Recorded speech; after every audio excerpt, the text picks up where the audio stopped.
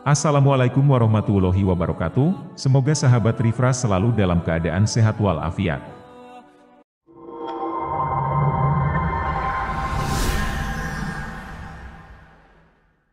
Perang Yarmuk adalah pertempuran pada abad ke-7 yang melibatkan pasukan Muslim Khulafaur Rasyidin melawan Kekaisaran Bizantium.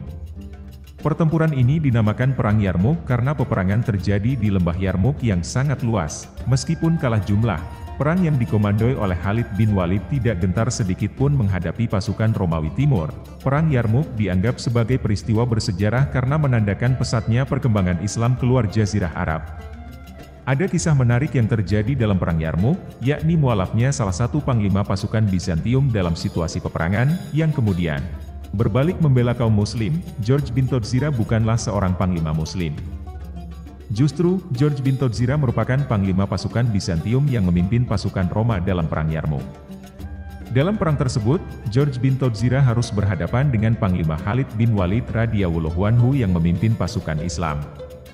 Ajaibnya, George bin Todzira justru mendapatkan hidayah saat ia tengah berada di medan perang. Sebelum peperangan, George bin Todzira sempat melakukan dialog dengan panglima Khalid bin Walid radhiyallahu anhu.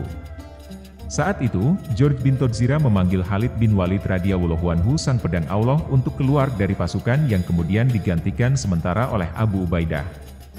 Mereka berdua pun berdiri berhadap-hadapan di atas kuda tunggangan mereka masing-masing. George pun bertanya, apakah Allah menurunkan pedang dari langit kepada nabi kalian, lalu ia memberikannya kepadamu? Kemudian tidaklah pedang itu berjumpa dengan suatu kaum kecuali ia berhasil mengalahkannya. Khalid pun menjawab tidak. George kembali bertanya, lalu mengapa engkau disebut dengan Saifullah? Khalid menjawab, sesungguhnya Allah mengutus nabinya ke tengah-tengah kami. Ia mendakwahi kami, namun kami semua lari tak mengacuhkannya. Lalu sebagian kami ada yang membenarkan dakwahnya dan mengikutinya. Sementara yang lain menjauhi dan mendustakannya. Aku termasuk orang yang menjauhi, mendustakan dan memeranginya. Setelah itu, Allah memberi hidayah kepada kami. Kami pun mengikuti ajarannya.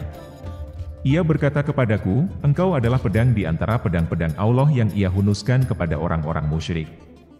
Ia mendoakanku dengan kemenangan. Lalu menjulukiku dengan Saifullah. Dari situlah, aku menjadi orang yang paling keras permusuhannya terhadap orang-orang musyrik. George kembali bertanya, apakah orang yang hari ini memeluk Islam sama pahala dan ganjarannya? Khalid pun menjawab, iya, bahkan bisa jadi lebih utama.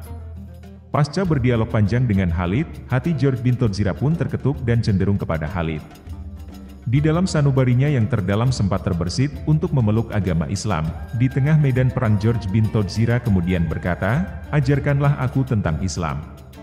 Hal tersebut tentu membuat pasukan Romawi menjadi sangat terkejut.